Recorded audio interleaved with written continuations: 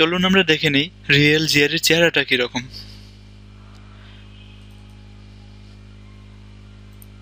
এটা হচ্ছে ব্যারন্সের জিআরের উপরে একটা স্যাম্পল টেস্ট। আমরা মডেল এক্সাম 1 দেখে নিচ্ছি কেমন। Time practice test. দেখুন আপনার শুরুতেই একটা অ্যানালিটিক্যাল রাইটিং সেকশন আসবে। 2 কোশ্চেন 60 মিনিট। প্রথমে কি আসছে? Analysing an issue.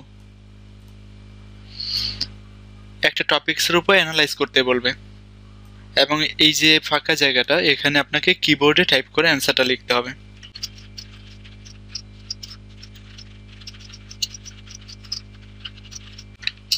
দেখুন আপনি যখন এখানে লিখছেন এটা কিন্তু মাইক্রোসফট ওয়ার্ডের মতো কাজ করবে না, এটা কাজ করবে নোটপ্যাডের মতো। সো এখানে কোনো স্পেলিং ভুল হচ্ছে কিনা আপনাকে চেক করে নিতে হবে এবং সেটা কিবোর্ডে ঠিক করে দিতে হবে। তারপর আসবে অ্যানালাইজিং অ্যান আর্গুমেন্ট। এখানেও 30 মিনিটে একটা কাউন্টডাউন থাকবে। আপনার লেখা যদি সময়ের আগেই শেষ হয়ে যায় তাহলে আপনি কন্টিনিউ করে পরের সেকশনে যেতে পারেন, কিন্তু সেটার দরকার হবে না।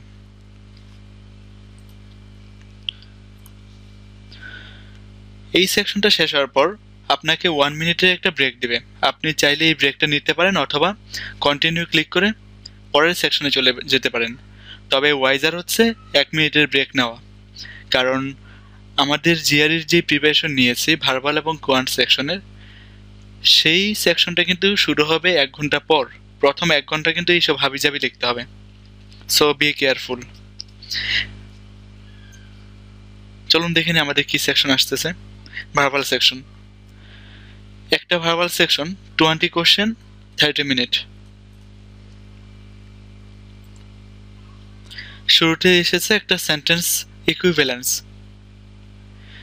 আমাদের জিআরই এক্সামে যখন এই ধরনের অ্যান্সার চয়েস থাকবে, স্কোয়ার অ্যান্সার চয়েস, তার মানে হচ্ছে এইটা হচ্ছে মাল্টিপল অ্যান্সার চয়েস। এইখান থেকে যে কোনো দুইটা আমাকে পিক করতে হবে। এই ধরনের কোশ্চেন আসবে প্রায় 4টে। Next question same.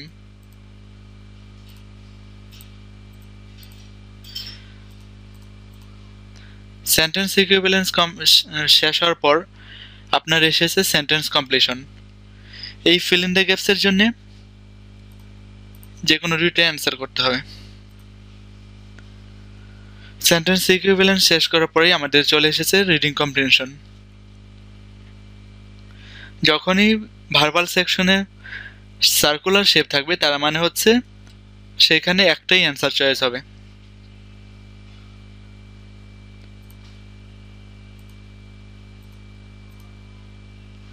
লুক, এখানে স্কোয়ার অ্যান্সার চয়েস, তার মানে হচ্ছে এইটা multiple choice answer question.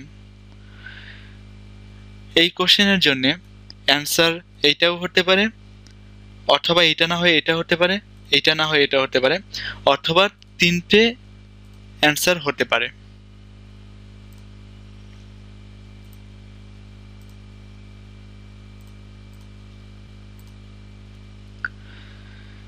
Feel in the gaps যখন আমরা এই ধরনের একটা চেহারা পাবো, এটা হচ্ছে sentence completion or text completion. এই ধরনের কোশ্চেনে আমাদেরকে ব্ল্যাঙ্ক 1 থেকে একটা এবং ব্ল্যাঙ্ক 2 থেকে একটা অ্যান্সার করতে হবে। এইখানে কোনো পার্শিয়াল মার্কিং নেই, তার মানে যদি এইটা কারেক্ট হয় এবং এইটা ভুল হয় তাহলে আমরা এখানে 0.5 পাবো না, এখানে 0 পাবো।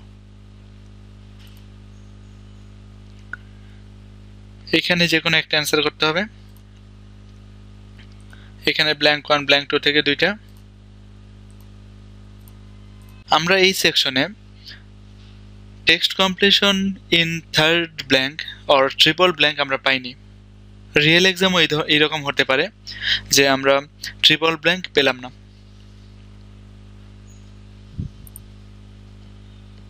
দেখুন আমরা একটা ভার্বাল সেকশন শেষ করে ফেলেছি, তার মানে কি দাঁড়াচ্ছে, আমাদের আপকামিং সেশন হচ্ছে quantitative reasoning. 20 question 35 minutes. Continue. আমরা যখনই কোয়ান্টিটেটিভ কম্প্যারিজন অ্যান্সার করব তখন আমাদের এই ধরনের একটা ফরম্যাট কোশ্চেন স্ক্রিনে চলে আসবে।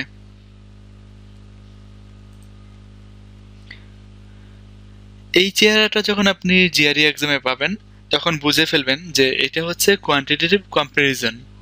মানে আমাদেরকে এই যে অ্যামাউন্ট দেওয়া আছে কোয়ান্টিটি এ এবং কোয়ান্টিটি বি তে একটা অ্যামাউন্ট দেওয়া আছে, আমাদেরকে আইডেন্টিফাই করতে হবে which amount is greater or both side is equal or not.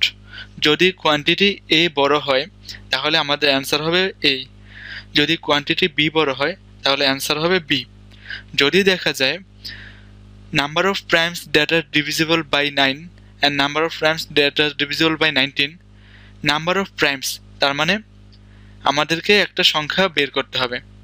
যদি সেই সংখ্যাটি কোয়ান্টিটি এ এবং কোয়ান্টিটি বি এর জন্য ইকুয়াল হয় তাহলে অ্যান্সার হবে সি। যদি আমরা এই ইনফরমেশন দিয়ে কোনো রিলেশন দাঁড় করাতে না পারি তাহলে অ্যান্সার হবে ডি। এই ধরনের কোশ্চেন আসবে রিয়েল জিআরই এক্সামে প্রায় 8টা।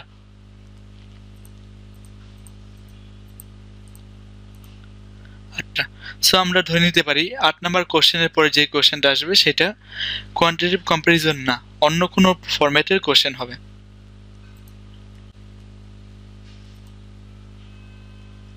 এটা তো অ্যাজ ইউজুয়াল ফরম্যাট, আমাদের কোশ্চেনের জন্য নিচের 5টা থেকে যে কোনো একটা পিক করে নিতে হবে।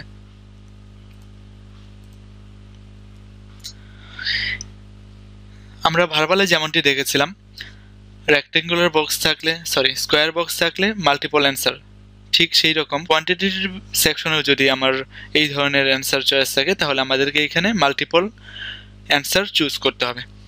যদি জিআরই এক্সামে আমরা এই ধরনের কোশ্চেন পাই যেখানে একটা বক্স থাকবে এবং সেখানে একটা ভ্যালু পিক করে কিবোর্ড থেকে বসাতে হবে,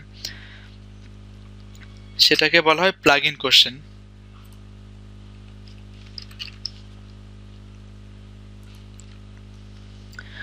আমাদের এই ধরনের কোশ্চেন যখন আসবে আমরা এই প্যাটার্নটার নাম হচ্ছে ডেটা ইন্টারপ্রিটেশন।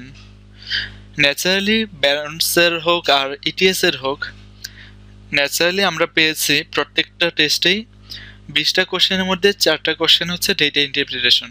কিন্তু রিয়েল জিআরই এক্সামে যদি আপনি আনলাকি এনাফ না হন তাহলে 4টাই পাবেন, কিন্তু মাঝে মাঝে দেখা যায় ডেটা ইন্টারপ্রিটেশন 5 থেকে 6টা চলে এসেছে।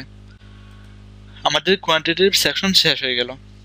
এইবার কন্টিনিউ দেওয়ার মানে হচ্ছে যদিও এটা প্র্যাকটিস টেস্ট বলে আমরা এইভাবে পাচ্ছি, কিন্তু আমরা যখন রিয়েল এক্সামে যাব তখন অ্যানালাইটিক্যাল রাইটিং, তারপর একটা ভার্বাল একটা কোয়ান্ট আসার পর 10 মিনিটে একটা ব্রেক থাকবে এবং এই ব্রেকে আপনি চাইলে এক্সাম সেন্টারের বাইরে আসতে পারেন। এবং এই ব্রেকের পর 3টা সেকশন থাকবে। যদি আপনি প্রথম সেকশনটা পেয়ে যান ভার্বাল, তার মানে হচ্ছে এই 3টা সেকশনের মধ্যে 2টা ভার্বাল এবং একটা কোয়ান্ট পাবেন। আর যদি আপনি প্রথম সেকশনটা পেয়ে যান কোয়ান্ট, তার মানে হচ্ছে আপনি ব্রেকের পর 2টা কোয়ান্ট এবং একটা ভার্বাল সেকশন পাবেন।